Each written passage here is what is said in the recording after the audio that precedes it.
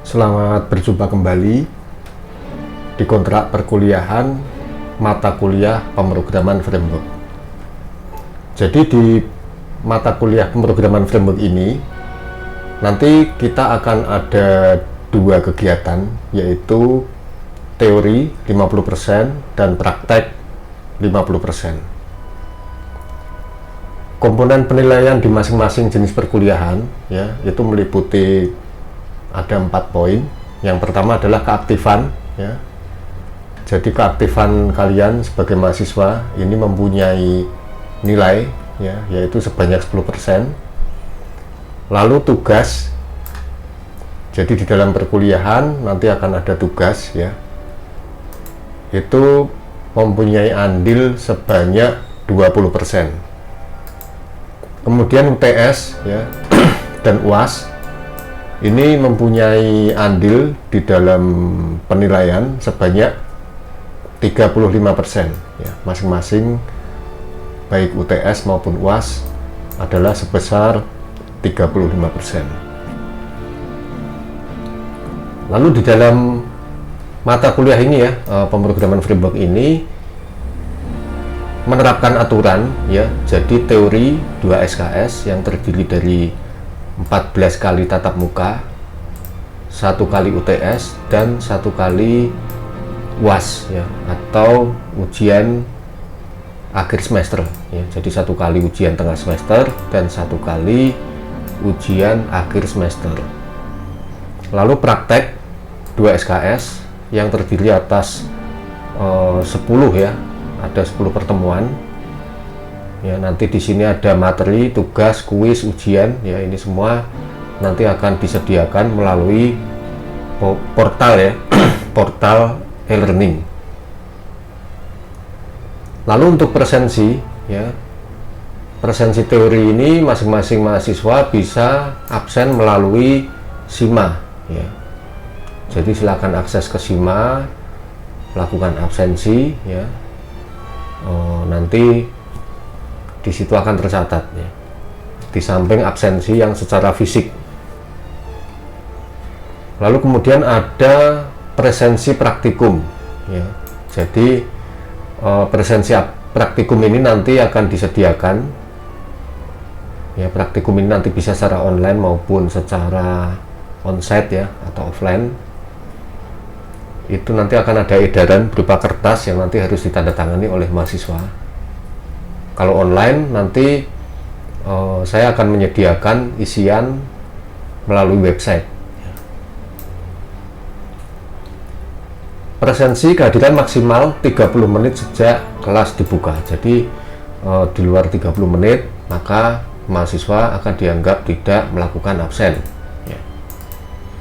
Lalu ikuti dan selesaikan setiap aktivitas sesuai waktu yang ditentukan. Jadi harus tepat waktu ya.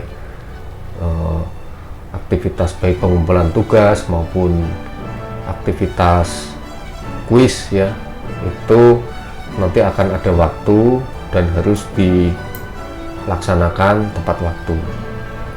Setelah menyelesaikan aktivitas di e-learning, mahasiswa ini ya harus melakukan centang di bagian checklist daftar aktivitas.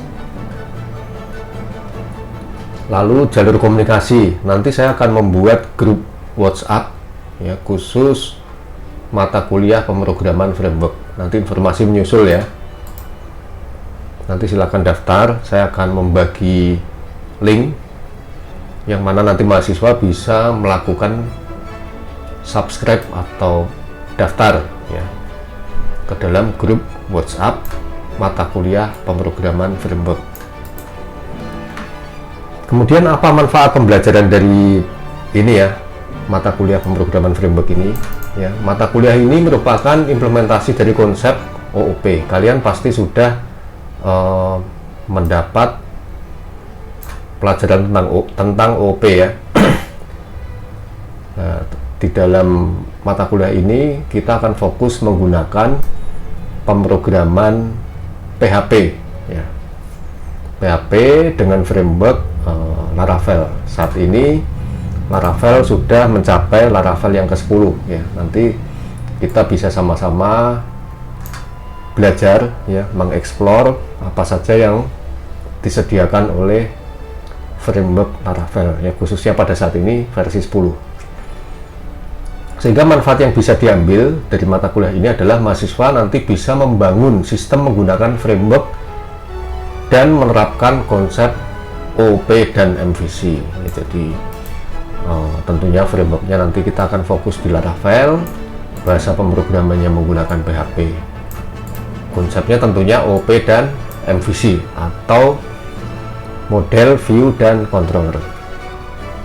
Nah, ini deskripsi ya, materi kuliah ini mencakup konsep OOP di PHP ya, lalu konsep MVC, analisis MVC ya, bagaimana kita mengimplementasikan MVC dalam menyelesaikan suatu permasalahan yang akan kita coding ya. Nah, ini implementasi MVC ini tentunya menggunakan framework PHP. Nah, ini tujuan pembelajaran dan kompetensi ya. Yang pertama, tujuan instruksional umum. Jadi setelah mahasiswa ini mengakhiri mata kuliah ini ya, maka mampu membangun sistem dengan menerapkan konsep MVC menggunakan framework Laravel. Sedangkan tujuan instruksional khusus ya, itu Anda bisa menjelaskan dan menerapkan konsep MVC konsep OOP ya, tentunya setelah itu melangkah menjelaskan dan menerapkan konsep MVC. Jadi MVC ini sebetulnya kelanjutan dari OOP, yaitu memecah suatu logika program ya, itu ke dalam kelompok-kelompok ya. Jadi objek-objeknya itu dikelompokkan menjadi model, view, dan controller yang masing-masing itu punya fungsi ya. Model berkaitan dengan database, view dengan tampilan, controller berkaitan dengan pengendali. Lalu mampu melakukan analisa konsep MVC ya, kemudian mampu melakukan implementasi konsep MVC. Lalu tujuan instruksional khusus yang lain adalah mampu membangun proyek dengan konsep OOP dan MVC menggunakan framework Laravel ya. Lalu mampu memanfaatkan library third party ya. Jadi di dalam pemrograman modern ya, khususnya kalau Anda menggunakan Laravel, nanti Anda akan bertemu dengan banyak sekali library yang bisa digunakan ya, third party, sehingga mempercepat pekerjaan kita. Nah, ini organisasi materi ya. Yang pertama tentunya tentang konsep OOP, konsep MVC, analisa MVC ya, lalu kemudian bagaimana cara mengimplementasikan MVC, bagaimana mengimplementasikan MVC dengan menggunakan framework ya, khususnya Laravel. Kemudian kita yang terakhir akan belajar tentang library third party ya. Nah, ini ada beberapa buku acuan ya secara umum ini ya. Jadi ada php.net ya. php.net ini adalah situs resmi dari PHP. Di sini ada dokumentasi ya yang cukup lengkap, yang mana nanti kita akan membaca di sini ya. Apabila kita nggak hafal suatu perintah atau statement tertentu ya, itu bisa membaca manual di dalam php.net. Ini ya, di sini ada basic syntax, variabel. Ini dari basic sampai dengan advance, semua ada dokumentasinya di sini. Lalu W3 School lah, ini merupakan istilahnya website yang sangat terkenal ya, populer ya. Bagaimana kita bisa belajar pemrograman web ya. Di sini ada bermacam-macam ya, bagaimana menerapkan CSS, JavaScript, SQL, Python ya. Tapi kita akan fokus nanti di PHP dan juga mungkin tambahan sedikit di JavaScript, CSS, dan HTML. Lalu ada di sini PHP The Right Way ya, ini juga salah satu situs yang bisa menjadi acuan kita untuk belajar ya. Ini di sini ya.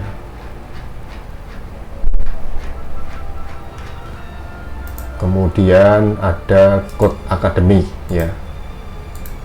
Kode akademi ini juga sama ya. Sebetulnya situs-situs ini hampir sama fungsinya, cuman mungkin ada beberapa apa ya, style dalam penulisan situs ini yang cocok ya, yang cocok untuk masing-masing kita. Jadi mungkin Anda cocok dengan menggunakan W3 School, ya silakan ya, nanti bisa menggunakan ini, atau mungkin cocok dengan Code Academy, silakan ya. Lalu ada tutorials point ya, ini silakan nanti dicoba dibuka ya. Sebetulnya Anda bisa memilih salah satu aja, mana yang Anda sukai ya.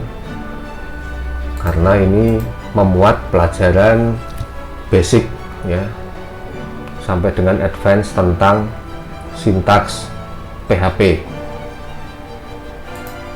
Agak lama ya situsnya ya. Lalu yang terkenal lagi adalah Stack Overflow ya. Stack Overflow ini merupakan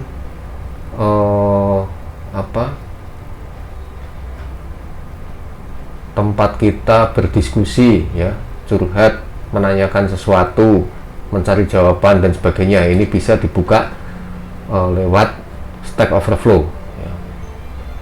Bisa melihat pertanyaan-pertanyaan yang serupa, bisa menanyakan sesuatu, bisa menjawab ya. Jadi ini merupakan suatu forum yang cukup terkenal. Lalu ada killerphp.com ya. Ini juga salah satu situs yang cukup bagus ya. Jadi kita bisa belajar PHP, MySQL ya, pemrograman web dan sebagainya di sini. Ini ada tentang OOP ya.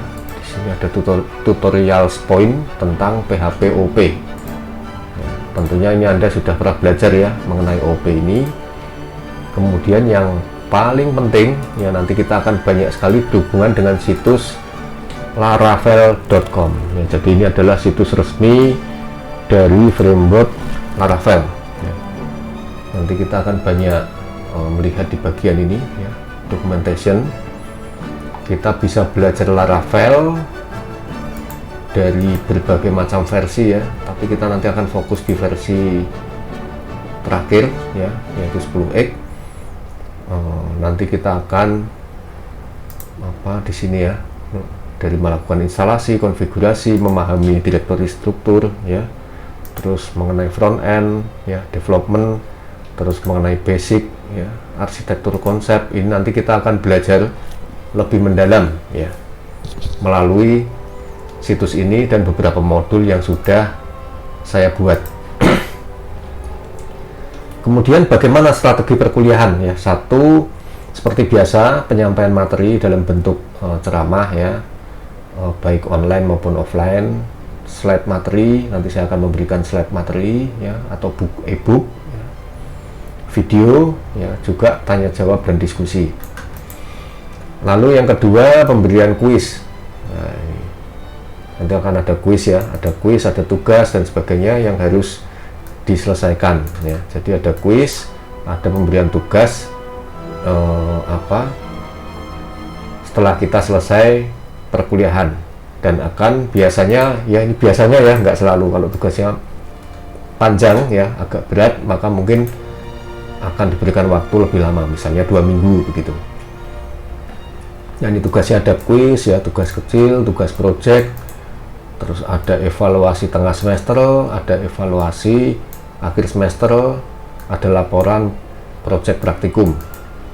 Nah, ini kriterianya ya, seperti tadi udah dijelaskan, teori 50%, praktek 50%. Nah, komponen yang dinilai ini tadi ya sudah ya, keaktifan 10%, tugas 20%, UTS dan UAS masing-masing 35%. Nah, skornya ini ada A dengan mutu 4, B mutunya 3, C mutunya 2, D mutunya 1, dan E mutunya 0 ya. Jadi kalau Anda nilainya 85 sampai 100 akan mendapat A ya. Kalau 70 sampai 84 akan mendapat nilai B, 50 sampai 69 akan mendapat nilai C, 30 sampai 49 akan mendapat nilai D ya. Dan di bawah atau sama dengan 29 ya akan mendapat nilai E ya.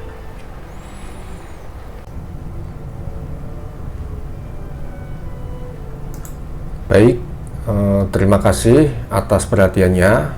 Selamat mengikuti mata kuliah pemrograman framework.